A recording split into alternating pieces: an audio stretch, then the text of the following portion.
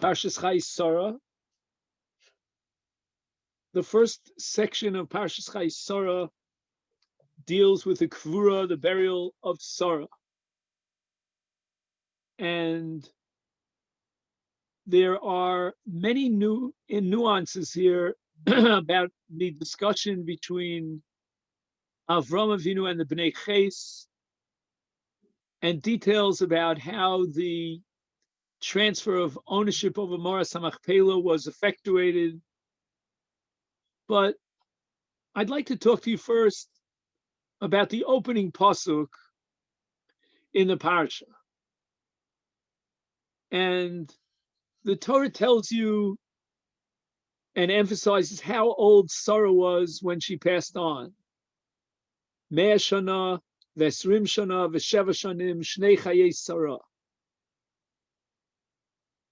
And it's interesting that the pasuk divides up the shnei chayei Sarah into segments, 3 segments, the 100, the esrim, and the sheva, and then sort of combines them together at the end by saying shnei chayei Sarah. There are extra words in this pasuk. The pasuk could have just simply given you a number, and she was 127, or alternatively, it could have just said vayu shnei chayei Sarah, just given you the fact that these were her years. The Torah is very odd. It opens by segments, separating it into segments, and then integrating it together with the last 3 words of Shnei Chayei Sarah. My high, what is this all about? So the Yalkut Shimoni, and I'd like to embellish it, says that at 100, because you'll notice that the opening line is 100 shana, she was as beautiful as a girl of 20, of Esrim shana. And at 20, as far as sin is concerned, she was an innocent woman, like a 7-year-old, like a child. But what the Yalkut Shimoni doesn't address explicitly is, how does the Torah combine them into Eile Shnei Chayei Sarah?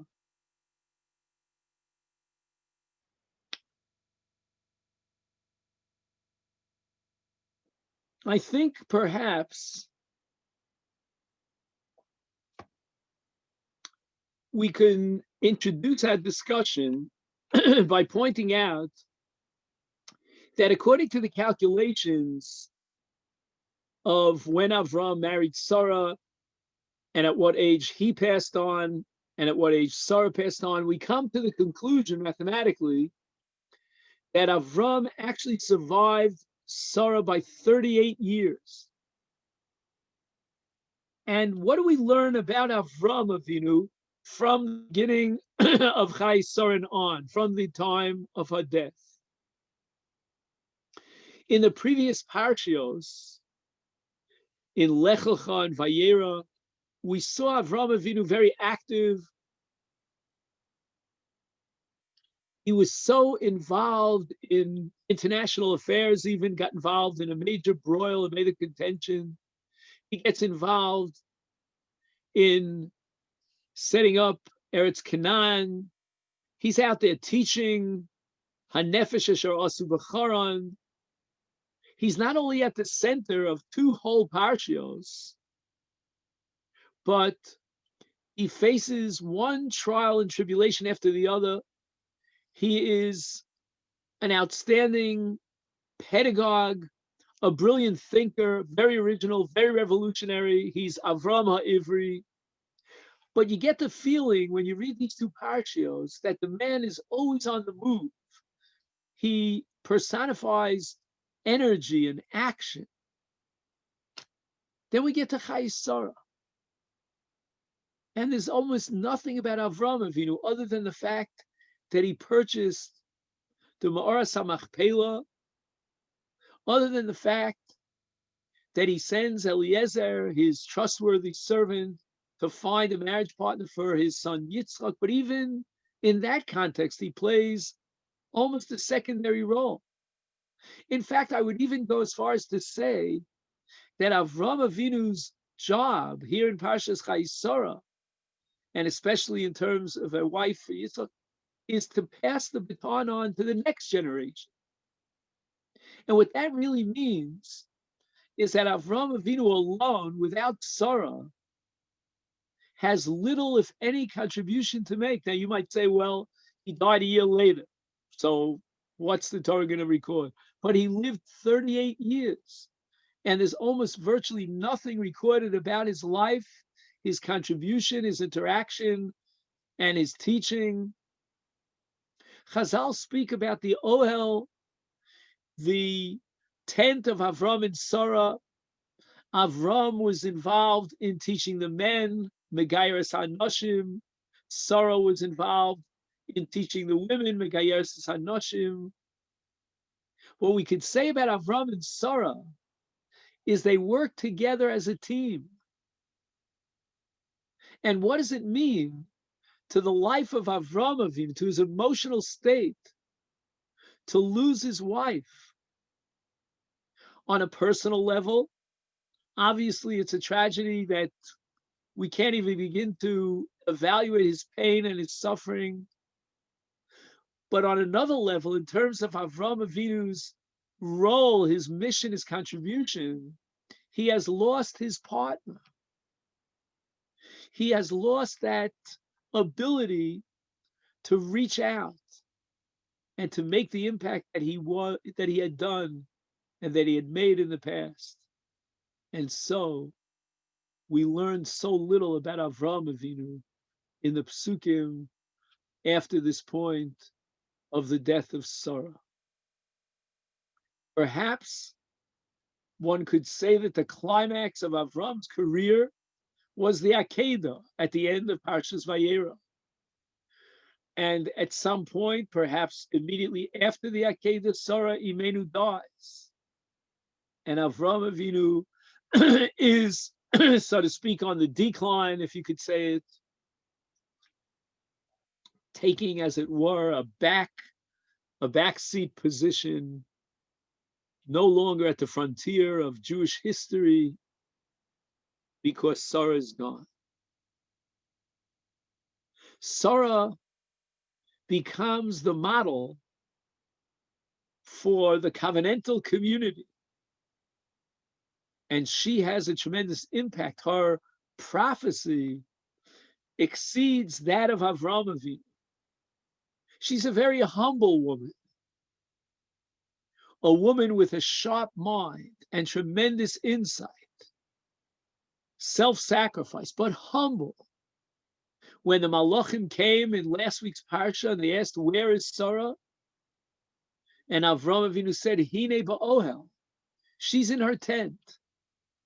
She's not the kind of woman who's looking for fanfare, for neon lights to be splashed on the front pages of the local newspaper. She's in the background. She makes her contribution with a tremendous force and energy, an impact that's hard, very difficult to evaluate. It's infinite. And then she's backstage, and now she is the epitome of tzniut, of humility.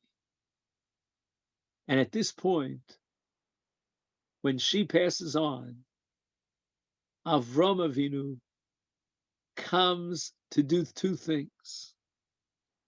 And the pasuk says that he came lispod l'sara v'livkosa. Lispod is hesped, is eulogy. Livkosa is miloshen bechi. Bechi, crying out in the case of someone who lost such a close, beloved wife and partner, is a spontaneous burst of an expression of pain. And at this point, Avram Avinu is not ready, he's not prepared to answer any questions about Sarah. He is just what we call in Yiddish zerbrochen. He's completely broken. That's Bechi. These are tears of suffering. These are tears of tragedy, of loss, of despair. Who was Sarah? You know, it's a very enigmatic question. It sort of confuses the mind. We know really very little about her personality, her true essence, her character. Here and there, the Torah reveals a little bit. But if you were to ask me to evaluate her, to define, to create a picture almost of what she was, who she was, very difficult. And this is typical of life situation in general. People die and we don't know how to eulogize them. Because the purpose of a eulogy is to answer the question, who was this person? What was their uniqueness, their individuality? What contribution did they make? What were their feelings? What were their priorities in life? What was their Weltanschauung? And that's why eulogy is a very difficult accomplishment. And the Pasuk says about Avram Avinu, lispod lisa, he came to eulogize. It was Avram Avinu's goal and his responsibility now to give us an insight, reveal some of the deeper truths about what was unique about this woman's sorrow. And she is our mother. Whatever we have inherited genetically from Sarah Imenu and from Avram Avinu. What are the qualities that Sarah represents?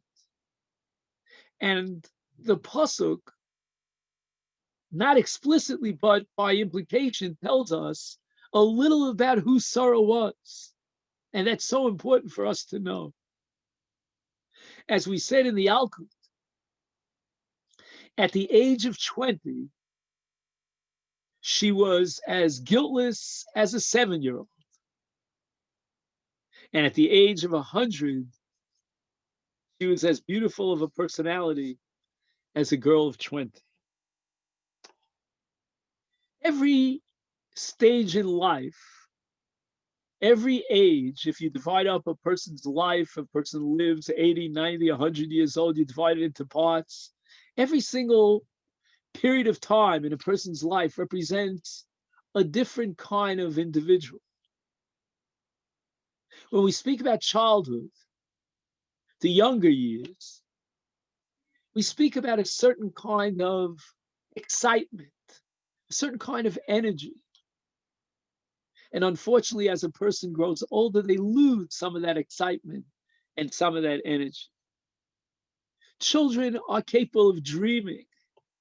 How often I know children come up with the most amazing dreams. And then we get to adulthood, period of time that begins in the upper teens and the lower 20s. And here we have not only dreamers, but idealists who are willing to sacrifice for their ideals, for their goals, for their dreams. Who can imagine situations of soldiers who jump on hand grenades in order to save their buddies? What an amazing expression of idealism, such purity. And then we get to older age. Maybe the body doesn't function as well as it used to be.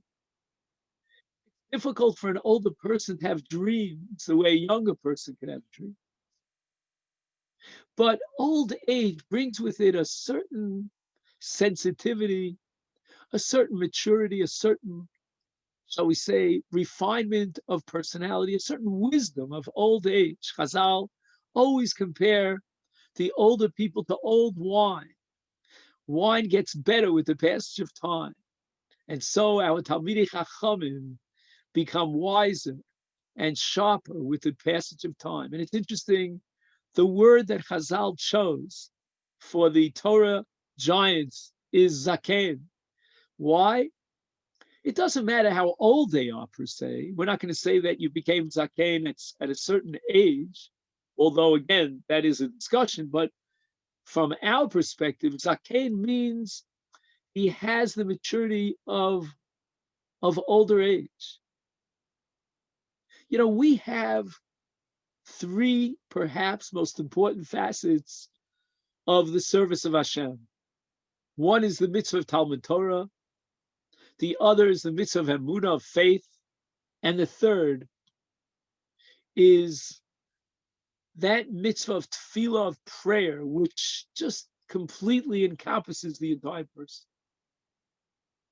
If we talk about old age, for Talmud Torah, that's almost a prerequisite.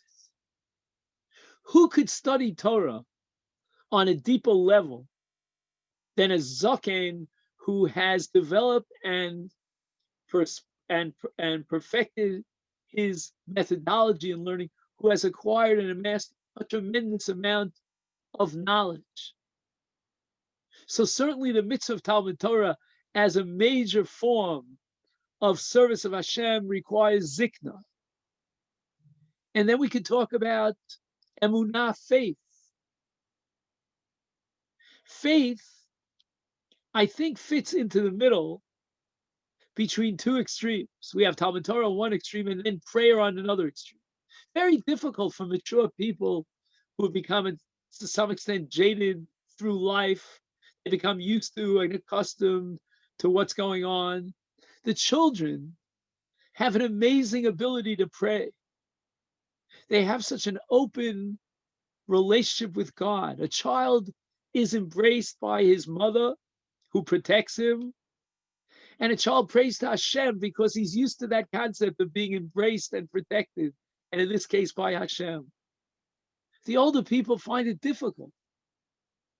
So who was Sarah even? To get back to our original question. At the age of 100, she had the beauty of a 20-year-old, that beauty of dreaming, of self-sacrifice, of idealism that would be typical of a 20-year-old and is certainly not typical of a 100-year-old. And at the age of 20, when men and women both go through very difficult periods of life, of adolescence and growing up, all sorts of challenges, and she was pure, like a 7-year-old. And we can, in effect, begin to answer the question why the pasuk ends Shnei Chayei Sarah.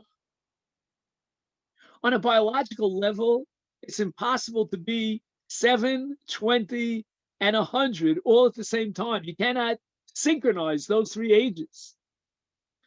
Don't they come in a chronological sequence? But on a spiritual level, Sarah Imenu was the paradigm of integrating all the great features and attributes of the three stages in life. She was all at the same time a young girl, pure, with dreams, with prayer, with the ability to communicate with God like only a child can do. At the same time, she was a 20-year-old, dedicated heart and soul to her mission, to her agenda, with tremendous sacrifice. Sarah Imenu's tent was the tent of Hachnosas Orchim, of hospitality. Imagine what it would be to open up your tent, your house, for just anyone who comes along. Have you ever tried it? I don't know if I could live up to that. Who knows what the guest is going to bring into the house? Who knows what he looks like, what his behavior patterns are? I don't know if I can trust him with my silverware. I don't know what kind of ideas he's going to express at my table. Hospitality, Hachnosas Orchim, which was Sarah's favorite mitzvah, would mean that she was so selfless and so willing to sacrifice. We say that a man's home is his castle. I don't want to invite anyone into my castle. Who knows what havoc and what damage they'll rain upon my castle. This is my castle. But that wasn't sorry, man. Her ohel, Chazal say, was open on all sides. She was always there. She identified with people's problems. People gravitated to speak to her, pour their hearts out. Her hospitality went way beyond the Luchi Vasiu Gos, the beautiful, hopefully chocolate chip cookies that she served the Orchim. Her hospitality was a way of identifying with people, of empathizing with their problems, of giving them a feeling of security, of comfort, of warmth, of protection. And at the same time, she was 100-year-old woman, cunning, sharp, an in-depth ability to analyze things. And of all, she was a prophetess that combined all these different time periods into one, Eila Shnei, Chayei Sarah, all integrated into one. This is our great mother, Sarah Imenu. So that we speak about the adulthood that destroys, in a sense, the childhood that's bereft of the maturity and the wisdom of adulthood. Sarah Imenu was able to have both, to have it all. She had the idealism of youth, the purity of childhood. She was a dreamer, she was a doer, she was the wisdom of old age, and all simultaneously, not in the biological, chronological sense, but in the spiritual realm. That was her greatness, a profound mind, an adult mind, a mature mind. And yet she knew the art of prayer. Prayer, as we said before, is something that's so unique to the children. But she never ever gave up and ever slackened on prayer. You know, an older person, as they get mature, they become very independent in the way they think. After all, their intellect has been sharpened and developed over the course of a lifetime, and they feel a sense of greatness, of largeness about themselves. A Talmid Chacham is someone who has an original idea, and when he delves into the sugya, he's not interested in hearing other people's views. I remember once I had a student, a brilliant student, and he stopped me in the middle to tell me what I had said 5 years earlier. And I told him I'm not interested in what I said 5 years earlier because I'm 5 years older and more mature, and my thinking is more deep and analytical. And I don't know what I said 5 years ago. I couldn't care less. Listen to what I have to say now. An independent person who thinks on his own, who appreciates himself and experiences what we call self-affirmation. Very hard for him to pray. Prayer is self-negation. Tefillah li'ani kiyatov, David HaMelech says. Tefillah comes from the depth of a heart of a person who feels totally dependent upon the Ribono Shel Olam. There's no room for haughtiness, for self-appreciation. There's, on the contrary, a sense of I'm bankrupt, I'm destitute, I'm not aware of my greatness, I'm aware of my hopeless situation, and therefore I come to pray, to petition God out of a sense of total dependence. That's antithetical to the zaken, to the elder, scholar, and wise person who feels so sure of himself and gives himself that affirmation, that credit for his ability to think independent. And yet, sorry, Menu, despite her wisdom, the wisdom of a 100-year-old woman, nevertheless, she was able to pray like a child. And really, when you think about it, prayer comes from a situation in which we don't understand why things happen in our lives. How often do we let this question cross our minds? Why? Why did this happen? Why did I take a loss? Why did I lose my job? Why was there a fire and I lost so much of my property? and question piles up after question. And those questions lead a person who's willing to pray with all his heart to be non-judgmental.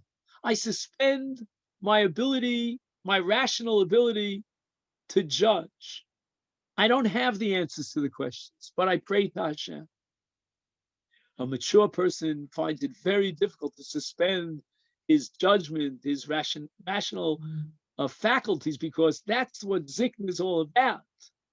And yet, she had the faith and the ability to pray like a child with the wisdom of an older woman, of an older person. If Talmud Torah, as we said before, is on one polar end and prayer is on the other, Talmud Torah is so typical of a wise older person, prayer of a young, naive person. Emunah, faith, is right down the middle. On the one hand, as we get older and we study more, we become wiser, our ability to have faith in God hopefully increases. But on the other hand, young people are so much more capable of having faith because of their purity of thought, that mimut, as we call it. And therefore, once again, Sari Menu has the faith of both an older, wiser person and also of a younger, idealistic person. These are some of the images that we get of Sarah Imenu. Now, I mentioned before that Avram Avinu comes with two emotions. On the one hand, Bechi. Bechi means he cries out. It's an expression of absolute pain, of mourning. But on the other hand, it says, Lispod Lisara. Now, I would have anticipated that first it would say Livkota, and then Lispod Lisara. First, Bechi. That, after all, is the natural, immediate instinct of a person who's bereaved. It's almost a person who has lost his sense of thinking. He is so overwhelmed, he's almost in a state of a trance, of total shock. There's no room for analysis, for thinking. But Avram Avinu turns the apple cart the other way around. Lispod lissora ulavkos. So the greatness of Avram Avinu is that somehow, we don't know how it's humanly possible, he's able to overcome his bechi, his immediate reaction of frenzy, of loss of composure, and he's able to compose himself. He's able to tap in and activate his intellectual power of judgment to evaluate, to estimate, to deliver a hesped, and to describe and evaluate his wife in sentences and in paragraphs in a logical form.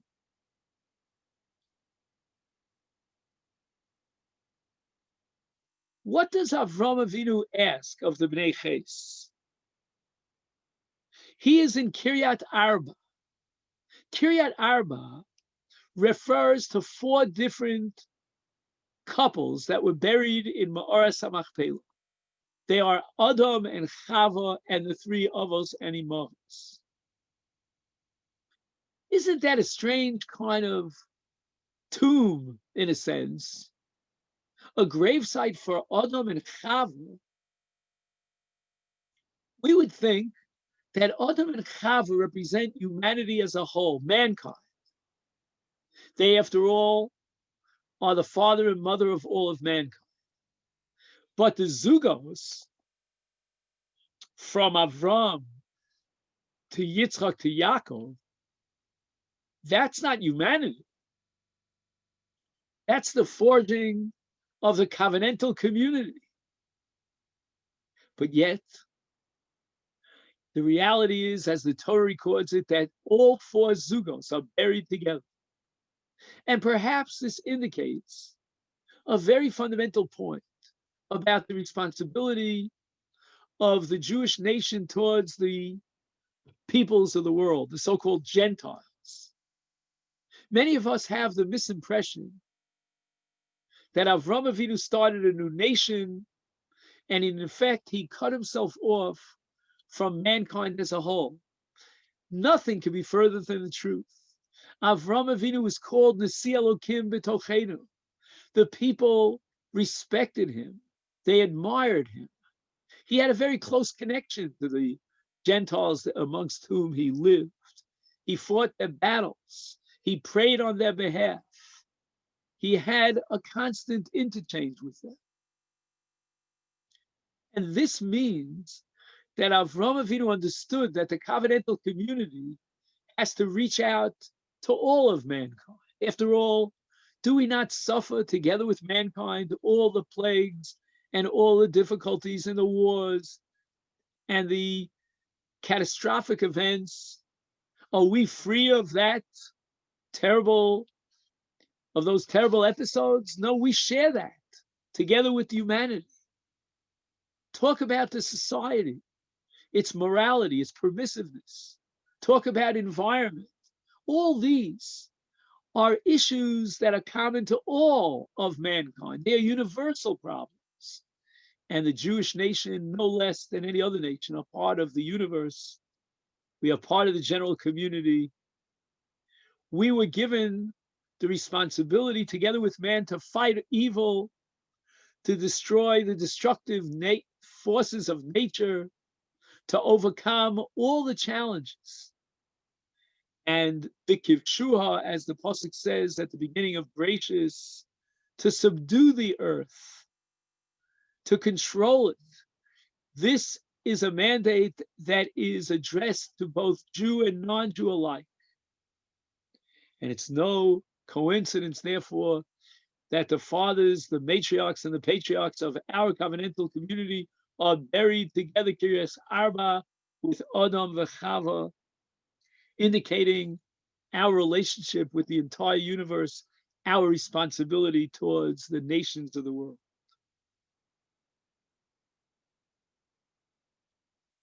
On one level, the loss of Sarah to Avram is very personal.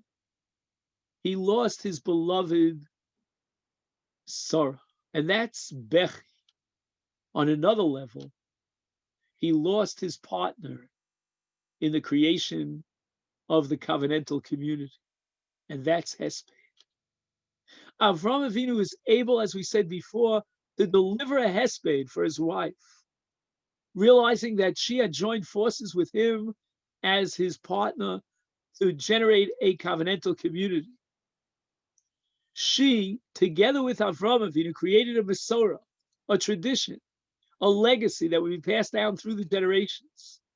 And now Avram Avinu gets the task of formulating in sentences and paragraphs, evaluating her great role as the mother of the covenantal community. There is no covenantal community without a mother and a father. And as we said before, with the death of Sarah, there could be nothing that would push the frontier forward in the creation of a covenantal community. At this point, Avram Avinu has two jobs. Number one, to bury his wife, and number two, to find a wife for his son Yitzchak, so that the Masorah community of Avram Avinu will continue in the next generation. So Avram Avinu mourns his wife with Hesped, and then controlling that Bechi, he finally, after finishing his role, accomplishing Hesped, he now breaks down. And the loss of not only the mission that he had as part of the marriage partnership of Avram and Sarah, but now his personal loss at his death.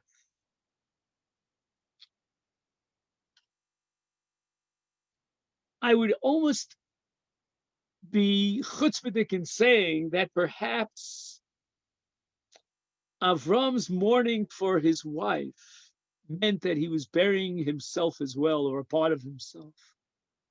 With the death of Sarah, so too Avram Avinu, in a sense, leaves the historical arena and the creation of the Masorah community. But yet, in Pasuk Gimel, Vayakam Avram me'al pnei mesa. Fascinating pasuk.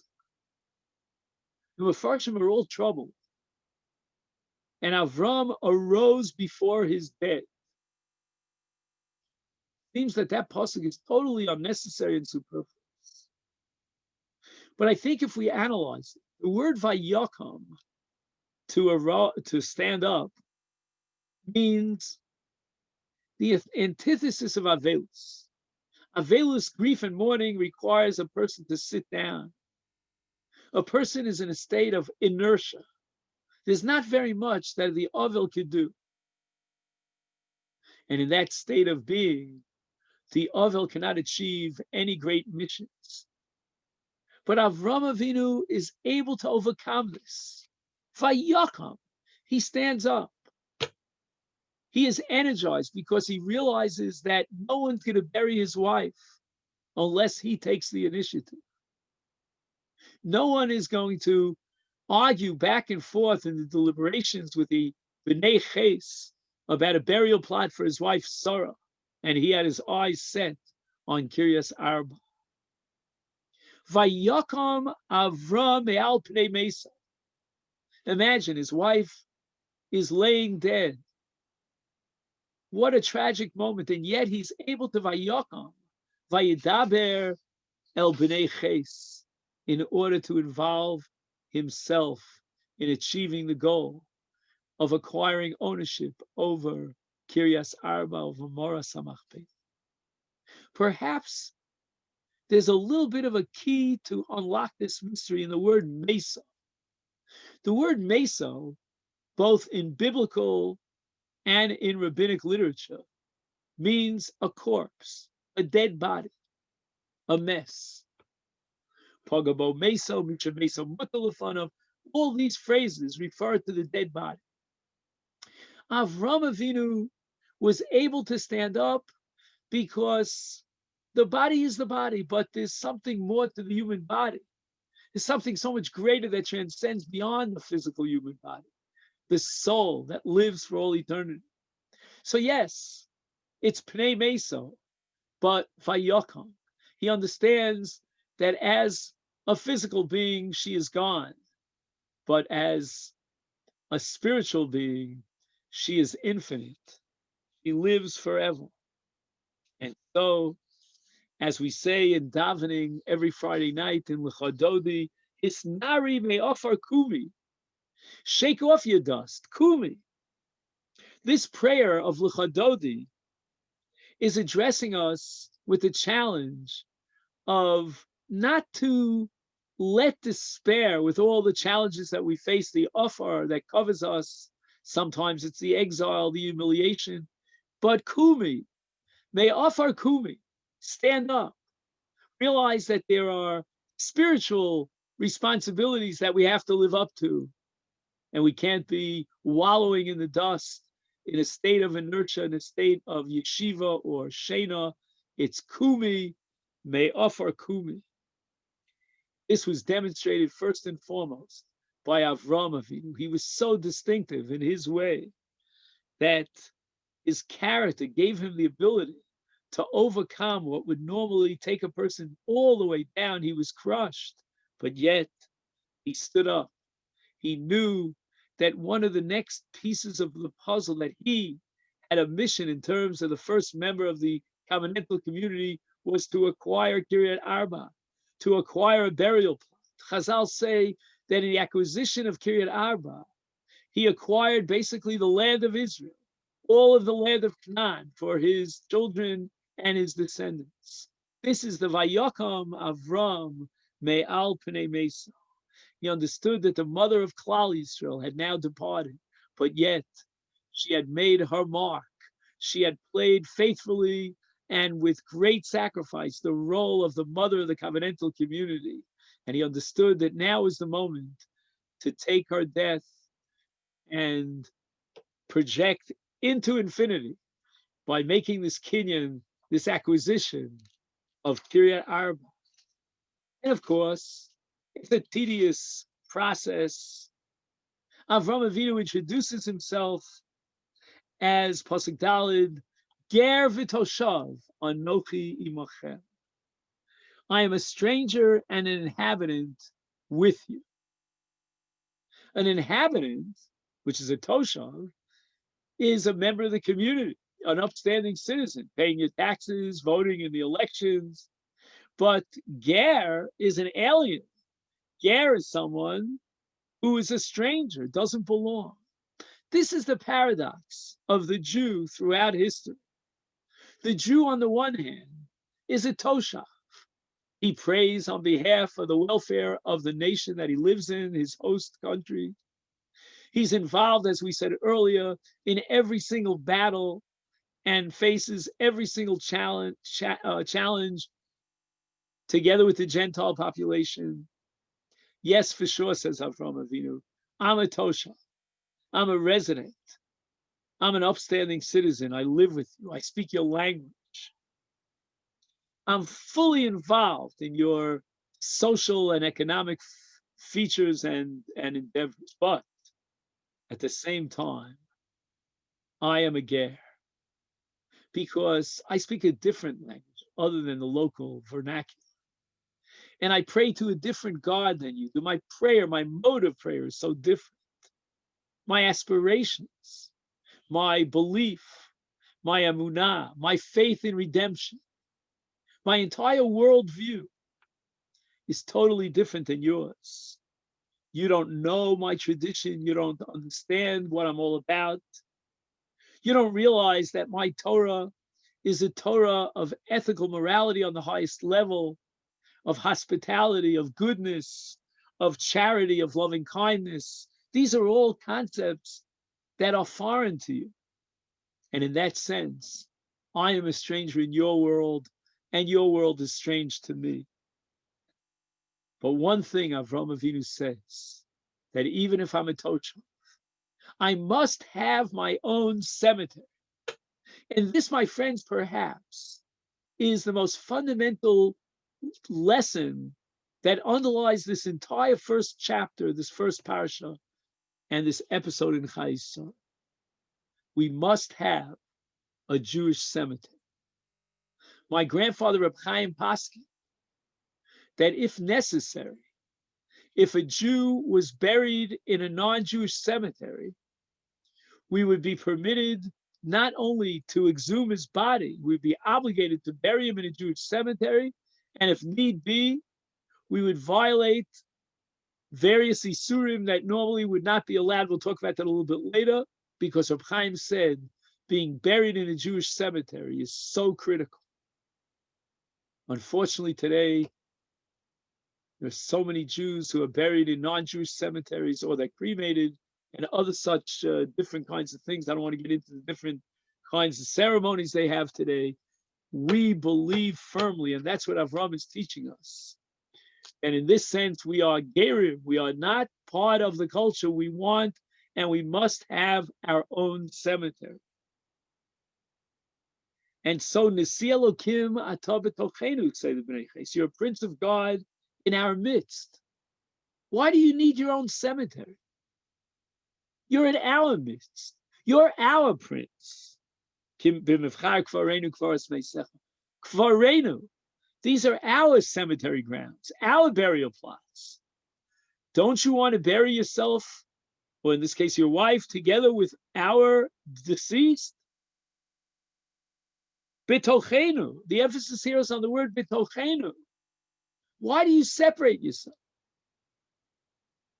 I remember when the great Baron Rothschild passed away in France, and he left a last will and testament that his body be interred in the land of Israel. And the president at that time, Charles de Gaulle, the prime minister, was very upset about it. I thought that Rothschild was a Frenchman. He lives with us. He was a good Frenchman. He was reared and educated in French schools. His native tongue was French.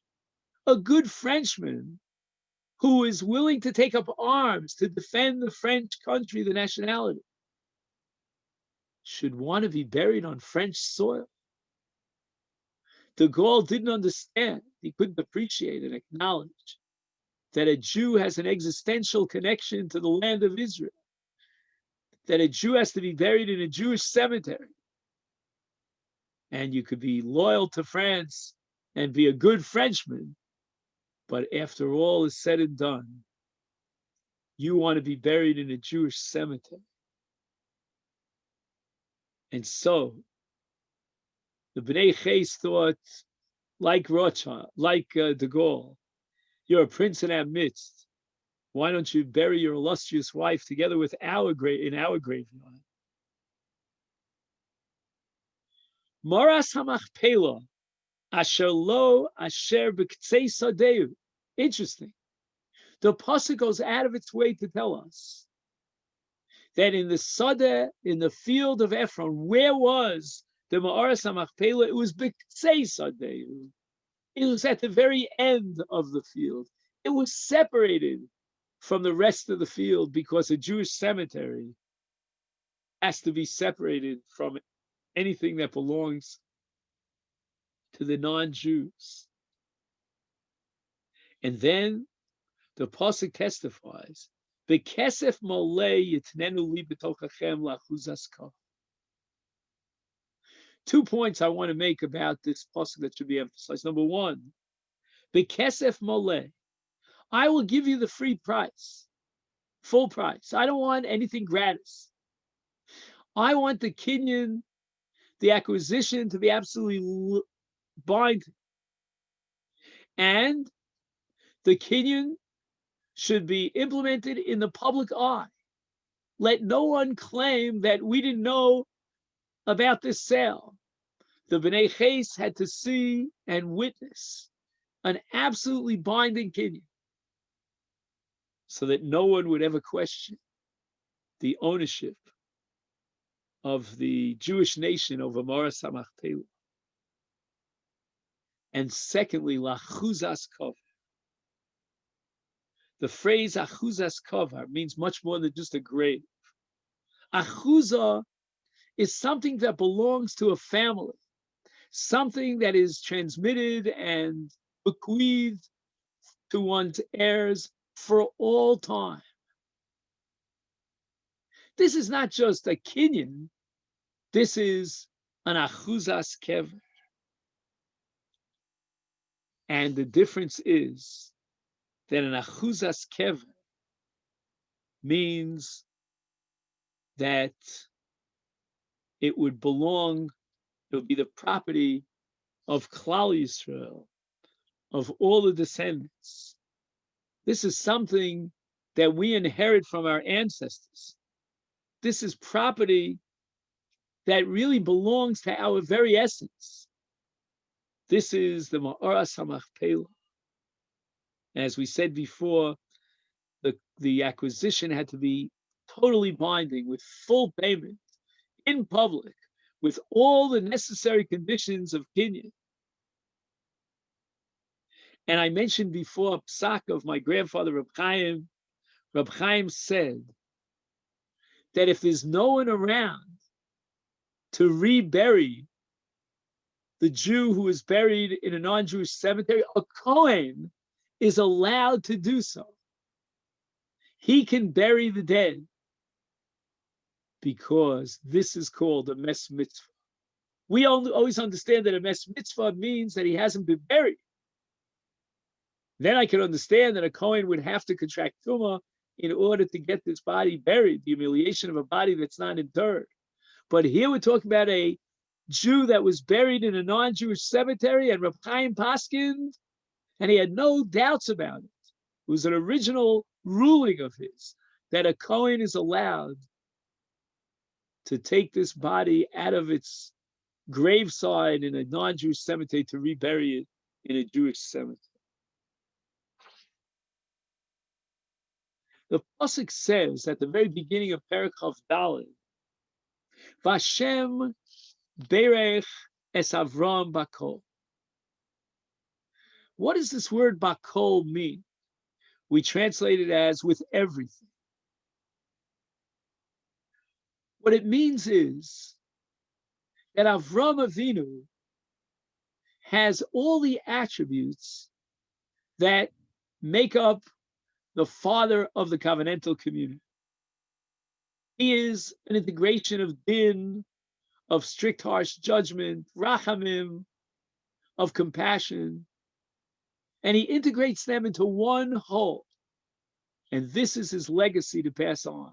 Vavram zaken babayamim, Vashem berech es Avram bakol. Knesset Yisrael. The word Knesset means an amalgamation, a connection. The avos and the mos for 3 generations are molding the character and the attributes of Klal Yisrael, each one making his or her own unique contribution until we get to the next generation of the Yud Beis Shvatim, and every Shevet represents a different attribute, but the combination thereof is the beautiful integration which is called Knesset Yisrael, the assembly of Israel. Very often we understand that traits are contradictory and they cannot be reconciled. That's not a Torah hashkaf. The Torah commands us to enhance our midos, to fine-tune them, and to integrate them into one whole. So if Avram represents Chesed, Yitzchak represents Gevura, Yaakov Tiferes, each one has his own unique attribute and contribution in the forging of Klal Yisrael, of Knesset Yisrael. Sarah has been buried. Now it's time to pass the baton of creating and forging the community of the covenant to the next generation. We must find a marriage partner for Yitzchak. And so the pasuk says, "Vayomer Avram el Avdo Zikan Beso Hamoshel B'Kol Asher Lo." Interesting. The name Eliezer is not mentioned in the pasuk, and the question is why. We know that it's Eliezer because earlier in Perek Tesvav, Eliezer is called Hamesek Beisi. He's the one who's in charge of everything. Avram Avinu had total reliance on Eliezer, total confidence. He never suspected Eliezer to be anything but Avdo, his trustworthy and loyal servant. And yet, in the very same pasuk, Simna Yodcha Tachas Yireich Chashbiacha B'Hashem Elokei Yisrael. This is your trustworthy servant, Eliezer. He's dedicated to you heart and soul. You trust him with everything. And now you ask him to take a shavua, to take an oath. And perhaps we should learn something amazing here from Avram. You can trust a person. Blind, you could have total faith in a person. Confidence, he's loyal. He would never in any way try to deliberately undo what you ask him to do and so forth. But this is a decision of the utmost importance that's going to determine the future of the covenantal community. As great as you are, Eliezer, as reliable as you are, I'm going to take every last precaution. And so we start with the shvuah. Your shlichus, Eliezer, is of such great significance that the mandate has to be accompanied by a shvuah, by an oath. But not only that, it goes way beyond that. Avram Avinu instructs Eliezer with every single detail. Eliezer is described here in the pasuk as Avdo. The Eved doesn't make any decisions, no judgment on his own. Avram Avinu is totally involved in supervising and guiding Eliezer, telling him exactly what should happen, where he should go, how he should test out this girl. And so Eliezer represents the personification of an Eved. An Eved is batla daito. It means he has to accept the will and the desire and all of the mandates, the nuendos of his Adon, of his master, and that's Eliezer.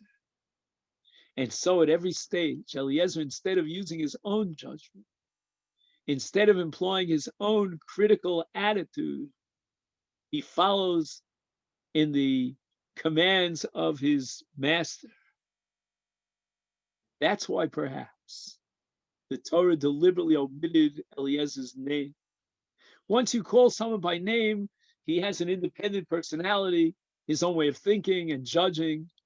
Not so in the case of Eliezer. He took the oath, and now he accepts upon himself that every single detail he's going to fulfill the will of his master. He is, in that sense, in his mission, the paradigm of an Eved. And the Torah calls him Eved Avram. It's unbelievable. He defines himself, his own essence, as the Eved of Avram. And perhaps we can learn from this that we are Avdei Hashem, that as we define ourselves, it's an Eved Hashem. We are here to serve our master in heaven. And when Avram Avinu administers the oath, he says, Ashbiacha b'Hashem Elokei Hashamayim v'Elokei ha'aretz. In last week's parsha, when he prayed on behalf of the tzaddikim of Sodom, there weren't too many, he said, Hashofet kol ha'aretz. Shofet is the moral judge over the entire globe. But here, Avram Avinu points out that Hashem is Elokei Hashamayim v'Elokei ha'aretz. He is the God of nature. He is the creator of the physical universe. We mentioned back in Parshas Bereishis that man was guilty of a sin when he broke the connection between the natural world and the moral world. And Avram Avinu is trying to patch that up. He's going to say, on the one hand, God, you are the God of the moral world, the Shofet Kol Ha'aretz. But at the same time, you're Elokei Shamayim v'Ha'aretz. You're the God of nature, the creator of nature. And Avram Avinu wants these two to cleave together. El artzi ve'el moladati telech. I don't get it. HaKadosh Baruch Hu at the beginning of Lech Lecha tells Avram, Lech Lecha me'artzecha me'moladecha, leave it all behind. Cut off from your family. And yet, Avram Avinu commands Eliezer, Lo tikach isha livni b'bnos Canaan. I'm going to send you to a better land than Bnos Canaan. I'm going to send you to Charan. I'm going to send you al artzi vel moladati. Isn't that the area that Hashem told Avram, get yourself out of there? Lech lecha me'artzecha. But perhaps the answer is based on the Ran in his drashos, that although he was sending Eliezer to a group of people who were guilty of avodah zarah, of idolatry, no less than the people in Canaan, says the Ran, so what did Avram want? He didn't want Canaan because of their idol worshipping. So he sends them over there to who? The great tzaddikim, Besuel and Lavan and all his entourage over there. These were the great tzaddikim of the generation. But Avram Avinu understood that there's something in the genetics of this family. After all, we share the same grandparents. There must be something. If I was chosen by God, says Avram, to be the forger, the creator of the covenantal community, there must be something that I inherited in my genes. And these are my cousins. They must have inherited that same quality. And what is the quality that Avram Avinu is hoping, is anticipating to find in the marriage partner for his son Yitzchak? What is it that Avram Avinu hoped was genetically passed down from our grandparents all the way down to the people over here? And the answer, I believe, is the mitzvah of hachnasas orach, of hospitality towards guests. And as I said at the outset, to invite guests into one's home, into one's castle, is a very great challenge. It requires immense patience. Who knows what this person brings with him, what baggage, the way he dresses, maybe even the way he smells. And he's foreign, he has strange customs, may break his teeth to speak and communicate in any language. He comes in and he's not so well kempt. He doesn't know the laws of etiquette. What great patience it would take to really reach the level of hospitality of Avram and Sarah. HaKadosh Baruch Hu himself is described in the Yud Gimel Midas Harachmim as Erech Apayim. He's patient, he waits for the sinner to return, to do tshuva. It's that element of patience that Avram Avinu is hoping he will find in Rivka, in one of the cousins who has somehow genetically received the genes of Hachnasas Orchim, of this amazing patience, as the Israelis call it, savlanut. And what happens? Eliezer says to this young girl, he says, let's just get the pasuk inside. Hagmi'ini na. Take a look in Perek Chav Dalid, pasuk Yud Zayin, and we're going to wrap it up very shortly. Vayaretz ha'eved likrasa, vayomer hagmi'ini na ma'at mayim mikadech. What does this mean? I'll read to you the English. He says to her, pour the water into my mouth. Wait a second. This is very strange. Why couldn't he just say to her, draw the water from the well, and I'll be able to drink from the pitcher? But to pour the pitcher, literally let me sip a little water from your pitcher? Now, what motivates Rivka to do this? It could be that it was real, true spiritual nobility and kindness. But it could be that she did it out of a matter of good etiquette, civility, good manners. Basically, his request was outrageous. Let me sip a little water from your pitcher. He told her to pour the water into his mouth. Isn't that tactless? Distasteful. That's what we call in Yiddish a gruber man, gruber junger man. But if she is the true exemplar of chesed, she has that patience. She's an erech apayim. Most women in antiquity would not even think of doing such a thing, to pour from a pitcher of water into the mouth of a servant. But this young woman not only did that, but she even on her own initiative offered to feed the camels. What do you mean feed the camels? Eliezer came with a whole group of people, a whole entourage. Couldn't they have fed the camels? Okay, she could have pointed out where the water is, maybe going even a step further and draw the water. She wants to personally feed the camels. Maybe the camels are thirsty, Sar Bali Chaim, and she wants to contribute to the count. Another woman would have been slighted, would have been sensitive, would have been hurt. She was not repulsed by the strange mannerism of this newcomer, by his primitive bluntness and his lack of good manners.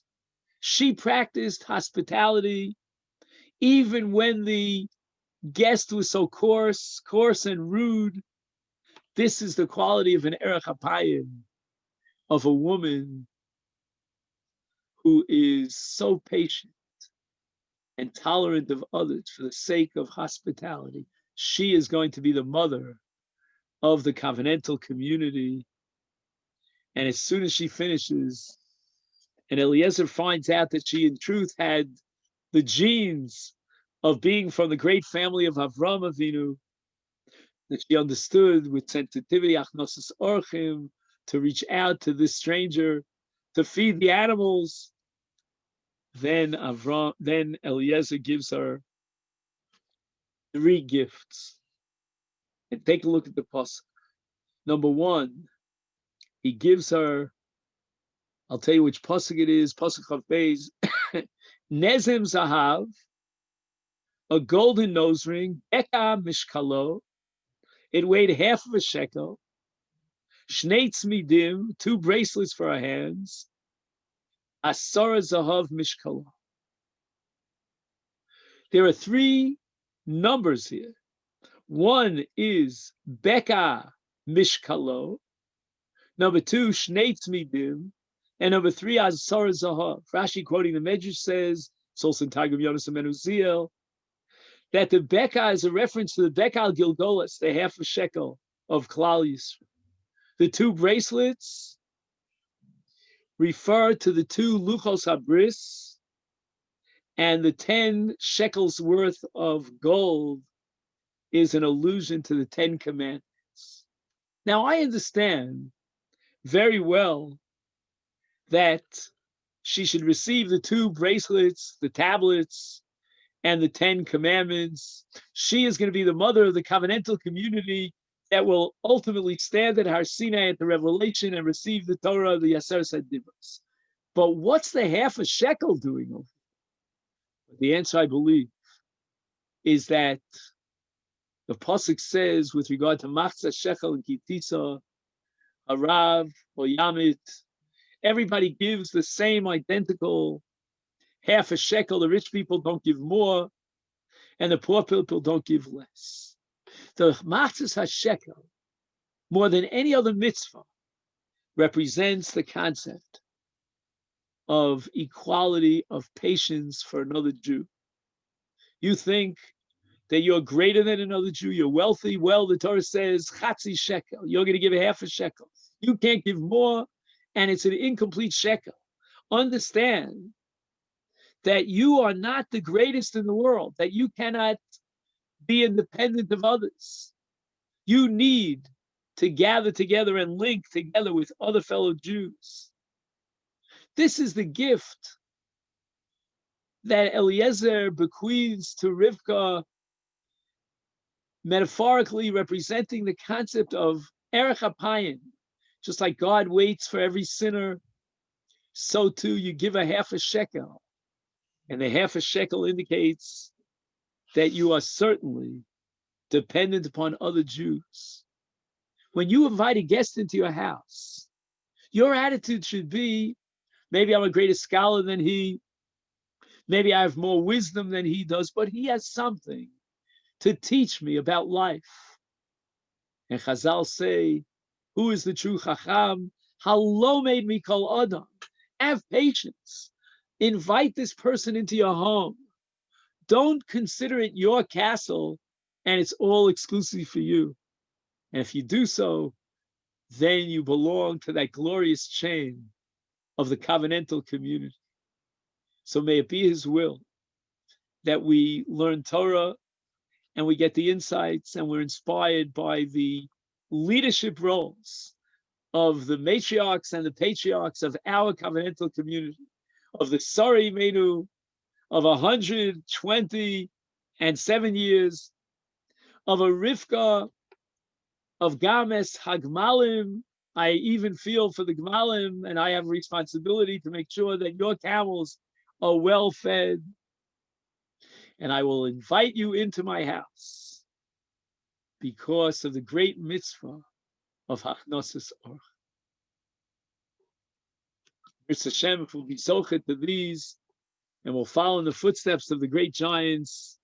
They will be zochet to build a beautiful, beautiful, glorious chain of Knesset Yisrael and pass on that legacy to our children and to their children. Teta'enu v'teta'etzetze'enu ad bias goel ken yiratzon.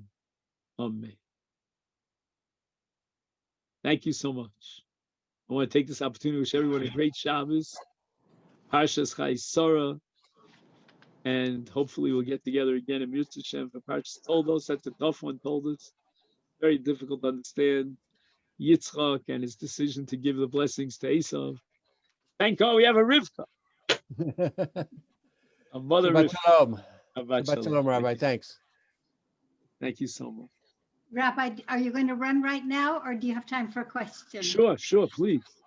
Okay, just a couple of questions, if you don't mind. In the very beginning, in speaking about Sarah's age and breaking it up, It doesn't appear to be Abraham, though, that is actually saying it. I mean, perhaps Hashem. We don't have the substance of his eulogy. Right. That's why I think that the Torah is giving us the eulogy that Avraham Avinu himself delivered. So what the Torah is doing is it's giving us a clue how to evaluate Sarah's greatness, so that the Torah didn't even feel it was necessary to detail exactly who the Hesped was. I don't even know who was the audience, who sat in the pews, but certainly the description of the Torah of the life and the years of Sarah was a revelation of the concealed inner secrets of who she was. What was her essence? Another question is, I'm wondering, seeing as, I mean, I'm sure it's obviously way more involved than this, but generally we pray for long life, and you went into age and long life. So my question would be, I'm sure it's been discussed, why was it that Ishmael lived a longer life by 10 years than Sarah? I have to get back to you on that. Does anybody have an answer to that question? There are a number of scholars here that are joining us. I don't know. And okay, There are laws of prayer that we derive from Yishmael. You know, Yishmael is called Yishmakel, that God hears his prayers. And at the time when Hagar put down her child and he was dying, it says in Chazal that although she prayed on behalf of her child, his prayers were accepted even more profoundly and more quickly than hers, because he was praying on his own behalf. Now, would that explain why he lived an extra 10 years? I don't know. Also, Chazal seem to assume that Yishmael, although he was off the derech, he came back onto the derech, and he did tshuva. So perhaps he was zocher to that extra 10 years. It also might be that Sarah died prematurely. She was meant to live longer. According to one version in the Medrash, she died when she heard about the Akedah. sure, It was like a sure, shock for her. right, right. And even when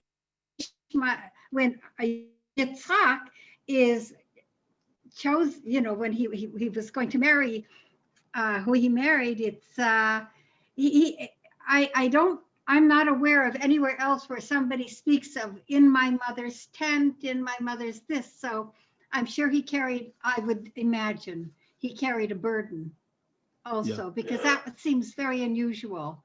Right. That part in the Torah. Thank you, Rabbi. Thank you so Okay, much. thank It you. was great. Thank you. Thank Shkoyach, Go Rabbi. to it. Shabbat shalom. you. Shabbat shalom. I got a little, I'm going to have to, I Shkoyach, got a Rabbi. little bit of chalishas here, so I'm going to just